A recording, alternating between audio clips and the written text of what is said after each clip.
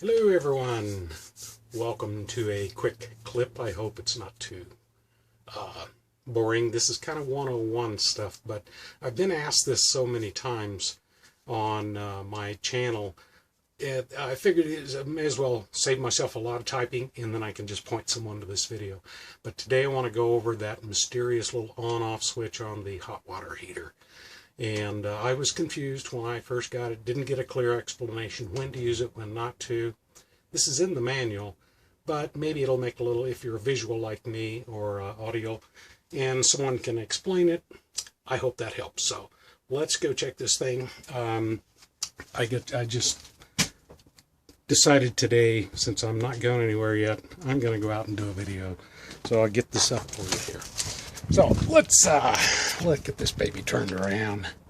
Okay, here we go. Oh, by the way, here's that little blue old Shasta next to me. Don't you love that? Oh my goodness. Okay, so I hope there's not much wind out here. So let's just do a quick explanation on how this thing works. The hot water heater system, of course, most of you are probably going to have a standard Suburban 6-gallon hot water heater. Looks something like this or very similar to it. Now here is the little hot water, the on-off switch I'm talking about, right back there. And you'll notice, I hope I can get that in there, that is off. I leave mine off all the time unless I'm going to hook up to electric. So that switch, when it is off, you're not going to have any electrical hot water, right? It's going to heat by gas only. That's going to be controlled inside your unit. Now, I'll post some other videos. I'll see if I can put some short clips in about draining your hose and all of that. But let's just make it pretty simple for right now. People say, how do I know if that tank has got any water in it? Well, one way you could do is to flip that pressure relief valve. You can see I had some pressure built up inside my hot water tank. But if any water came out, it would be full, right? So let's go over another basic here. City water connection versus your freshwater fill. You do this with a hose somewhere. That will fill your freshwater tank only. It will go right to the tank underneath the camper. It's the white one down there, okay? That's the one we're talking about. It will not go into your hot water heater.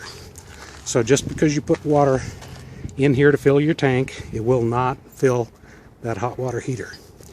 On the other hand, if you use the city water connection and you attach a hose and you pressure that up and you either pop this valve open or go inside and turn on a hot water faucet, it will start filling this hot water tank for you. You'll hear it coming in. I usually leave this on, let it go ahead and fill. That's if the tank is completely empty, until water comes out of here, and then I'll turn this off. Okay. Now I'm pressurized. So we've got hot water ready to go into the system through all your lines into the hot water tank. So when you get to a campground and you decide, okay, I want to use electric instead of my gas, you're going to go to your control panel. On your control panel, if you're connected to city water, number one, you do not need to use your water pump. You have pressure being provided by your water source outside. Leave that off. You'll notice we have a heater gas or heater electric. Now if I'm going to use the electric, then I'm going to go ahead and once I'm connected, all connected, and there is water in the hot water tank. This is very important. You have to have water in that tank. If you don't, and you turn this on and it's dry, and you have the switch outside that I talked about turned on, you may blow your elements, and it can happen within seconds. So fast you don't even have time to turn this off. I've read stories about this on some forums. Okay, so that what we'd do is on the outside, once we know we have water in the tank, and at that point, oops, pardon me, get it focused there. We have the tank switch on. Now, you can go ahead and use your hot water electric source for heating. All I do is turn this switch to the on position, down. This won't run on 12 volt. This runs on shore power, 110, 120. So it's not going to run off your batteries. You have to have 110. That's basically as simple as it gets.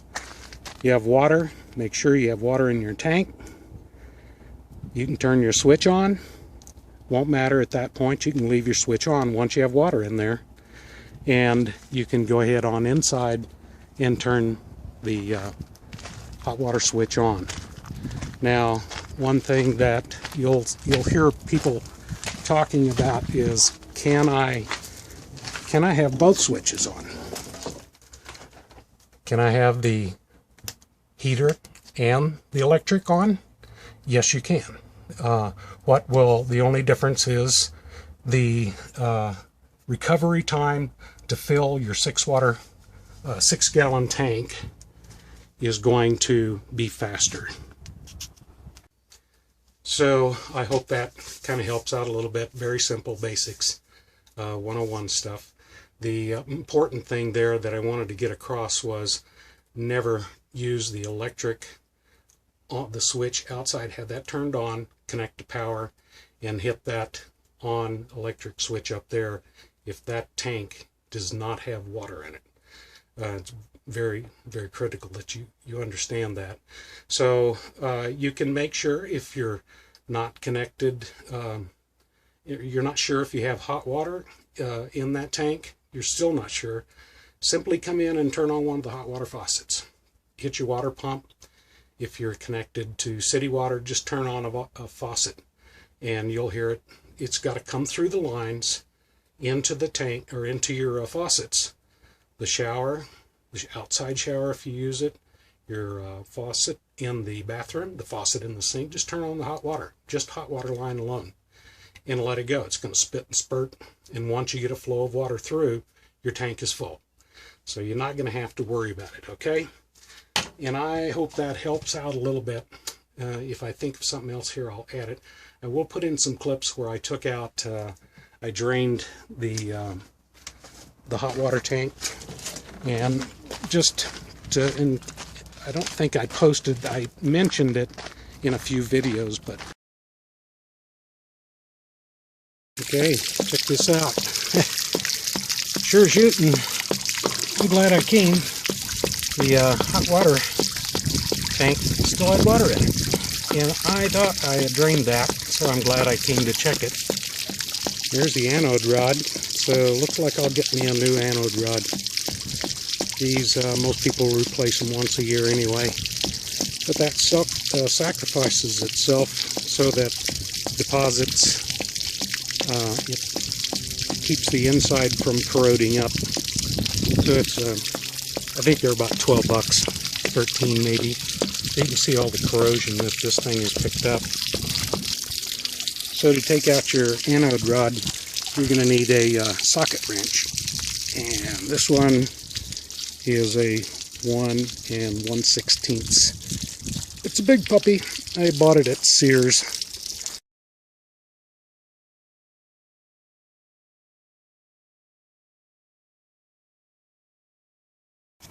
Alrighty, I am going to flush out my water tank. Get my little handy dandy flusher doucher thing here, and we're gonna get that up in there. There you go. See all the crap we're getting out of here. A lot of scale. Now I'm tilted down. Oops. I'm tilted down this way, so we're going to see how much stuff we can get out. because I'm actually leaning this way. What fun! Hey!